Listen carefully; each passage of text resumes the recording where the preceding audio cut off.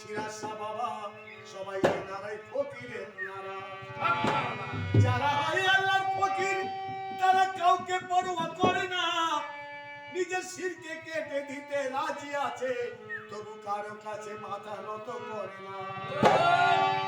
যেমন ফকির ছিল মনসুর হাল্লাজ, কাটিয়ে দিল নিজের শির, আর সুরাজকে ধরা এনে শামসের তবরেজ দেখিয়ে দিলেন নিজের তেজ। তাই আব্দুল করিম বলে রে ভাই, পীর ফকিরের ওপর তোমরা যাহা তাহা বলো না, সহজ ভাবে তোমরা এবার চলাফেরা করো না। তাই আব্দুল করিম কি লিখে যায় খেয়াল করে শোনো না। আমি কখন থাকি গোপনেতে, কখন হই জাগির, কাটাই নিজের শির।